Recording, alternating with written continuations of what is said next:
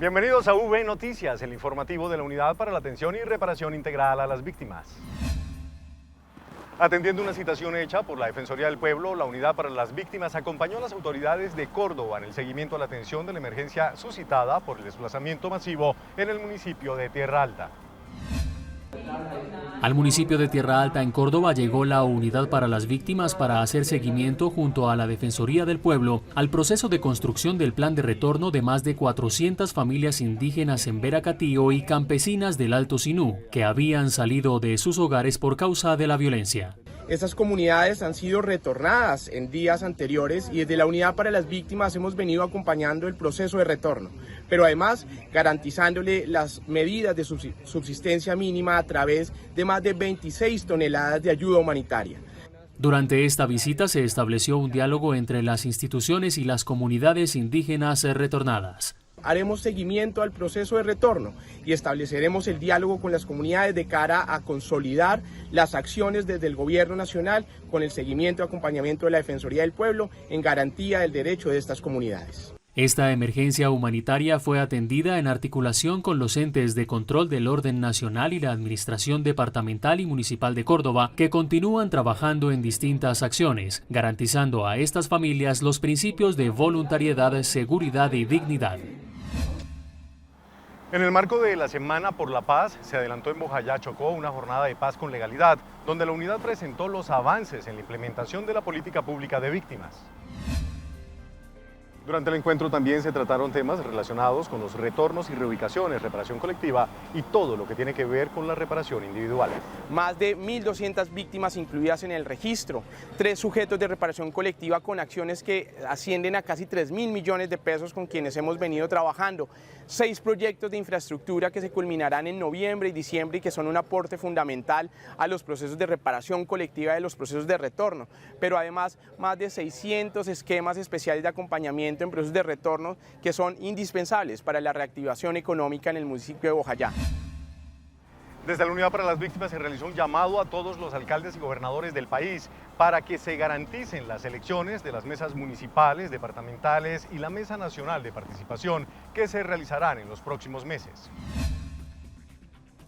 El director encargado de la Unidad para la Atención y Reparación Integral a las Víctimas, Vladimir Martín Ramos, hizo un llamado a todos los alcaldes y gobernadores del país para que se garanticen las elecciones de las mesas municipales, departamentales y la Mesa Nacional de Participación. Queremos recordarlos y manifestarles a todas las víctimas que hay un soporte legal y una obligación de las alcaldías, de los departamentos y por supuesto de la Nación a través de la Unidad para las Víctimas en constituir las mesas municipales, departamentales y nacional de participación.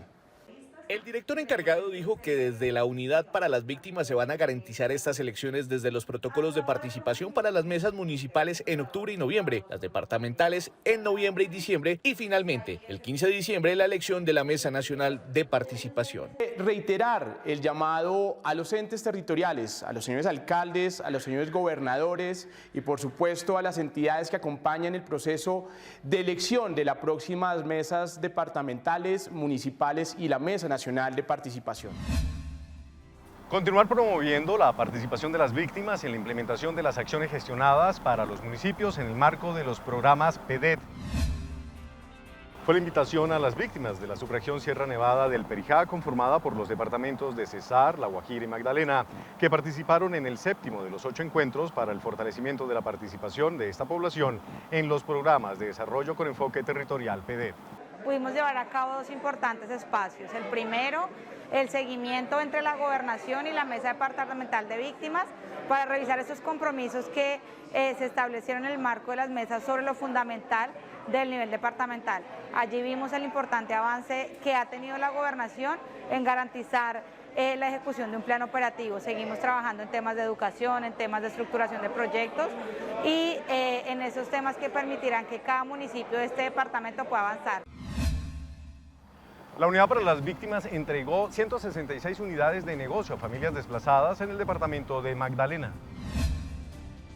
Entre las ideas de negocio se entregaron insumos, elementos y materiales de trabajo para unidades de negocio relacionadas con comidas rápidas, confecciones, heladería, panadería, papelería, restaurante, salón de belleza y tienda de abarrotes en los municipios de Aracataca y Fundación, con una inversión de 917 millones de pesos. Estas unidades de negocio también las estamos entregando en los municipios PEDET focalizados, una inversión de más de 13.800 millones de pesos, 2.000 unidades de negocio que estamos entregando en estos municipios PEDET. En el marco del plan de retornos y reubicaciones se realizó la entrega de mobiliario y elementos musicales a la institución educativa Sede Los Andes, en el municipio de Florencia, en Caquetá. En una acción articulada con la alcaldía, la OIM y el cooperante USAID, la Unidad para las Víctimas hizo entrega de comedores escolares, bibliotecas, tableros, ventiladores y mesas estudiantiles para mejorar las condiciones de niños y niñas y adolescentes víctimas del conflicto. Están siendo beneficiados nuestros niños de la población laucana, víctimas del conflicto armado, y tenemos niños con condición de discapacidad estudiando en esta sede. Con esta estrategia se beneficiarán alrededor de 300 estudiantes que diariamente acuden al centro educativo. Hoy estamos en un acto protocolario de entrega de una dotación de mobiliario por parte de la unidad de víctimas, los cuales nos va a favorecer para atender a nuestros estudiantes con discapacidad y estudiantes vulnerables. En este caso, la inversión ascendió a 45 millones de pesos. En los municipios de Bucaramanga, Florida Blanca y Girón, la Unidad para las Víctimas hizo entrega de 202 cartas de indemnización, cuyo monto de inversión superó los 1.000 millones de pesos.